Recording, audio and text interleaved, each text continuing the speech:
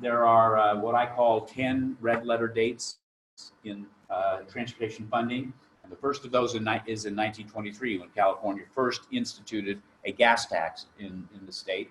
It was 2 cents a gallon. We were not the first state. Oregon was the first state to have a gas tax, but 1923, it was raised a couple of times between then and 1956, so the second red letter date is 56. That is when the federal government imposed a 2 cent per gallon tax to pay for the interstate system. President Eisenhower had been around Europe and as the commander-in-chief of the Allied forces, and he had noticed that the Germans were able to move military materiel back and forth between the Eastern and Western Front very readily because they had such a good road system in the country. And that's really why the interstate system was built. It's the interstate and national defense system of highways. And the height of the overcrossings was based on whether a tank could drive through, so on a truck. So that's why we have the interstate system. 2 cents a gallon in 1956.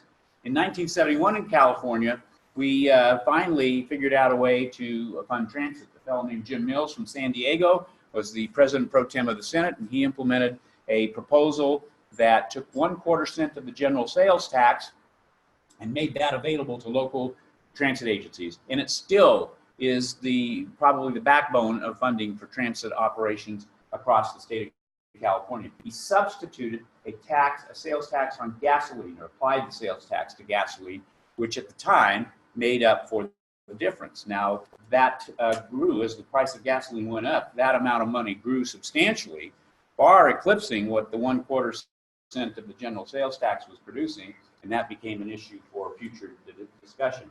In 1984, very important in California, we had the local option sales tax programs initiated. The first one was in Santa Clara County. It raised $1 billion for 3 road improvements, 10 years. It did what it said it was going to do. So these became very popular programs with local agencies. And in 1992, the Supreme Court ruled that no, you can't just have a simple majority. You have to have a supermajority to pass special tax, special purpose, 2/3 vote. And so that put a higher bar. And yet today we have 24 self-help counties that have been in operation in California. And those self-help counties raise $4 billion annually. Pre-SB1, that was half of the money going into capital improvements in the state of California. So that was a very important red letter date. In 1990, with the leadership of Governor Duke Majan, the blueprint for transportation was approved by the electorate. He agreed to present a gas tax proposal to the electorate in California. It passed. It was a doubling of the existing 9 cents gas tax to 18 cents. So it was a huge influx of new money. And the last piece of that, it was implemented incrementally. And the last piece of it, a penny increase, went into effect in 1994. So that was the last time prior to SB1 that we saw an increase in the gas tax. And then we had in 1987, not a funding bill, but a bill that really changed how projects are funded in California.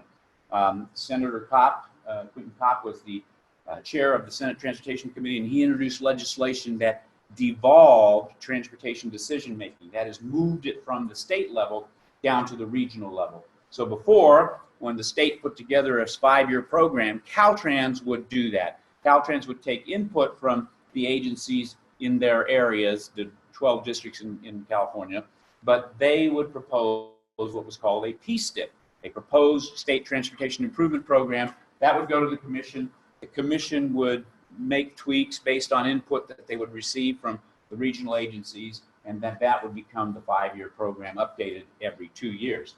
Well, the bill that Kopp introduced changed that. It made the regional agencies responsible for how 75% of the dollars that are available get funded, and the state was left to decide how 25% in interregional type facilities would be funded.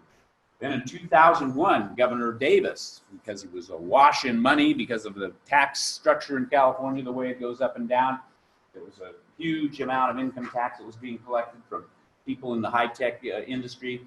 he decided, okay, I've got all this money, I'm going to have my own program, and he implemented something called the Traffic Congestion Relief Program with over $1 billion that went into projects. And then in the very next year, the economy collapsed, and he was left with all of these commitments. In addition, trying to forestall the state budget crisis, he implemented an increase in the vehicle license fee, which resulted in him being recalled and Governor Arnold Schwarzenegger taking over. In 2005, Governor Schwarzenegger, recognizing that we had some serious money problems, put forth a 5-pronged infrastructure package, and a big piece of that, $20 billion, was for transportation. We called it Proposition 1B, and it was very effectively managed. I think a hallmark of it, gave the CTC a huge role in managing the projects and making sure that they got delivered, and all of that money essentially has been spent to date. Then we had a gas tax swap in 2010, where because the legislature had been stealing transportation dollars, the Department of Finance, when the courts ruled that they couldn't take any more of that increment that I talked about earlier in terms of the sales tax on gasoline that had grown so large that it was being used to help offset the general fund's budget issues.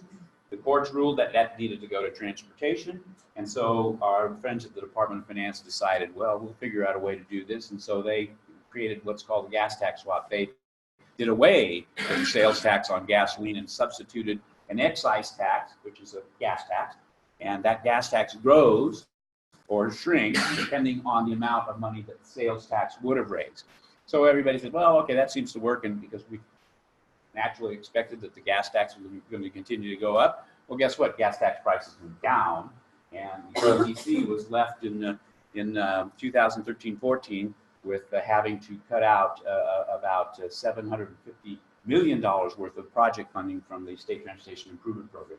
Last red letter date, Senate Bill 1, which was passed by the legislature and signed by the governor in 2017.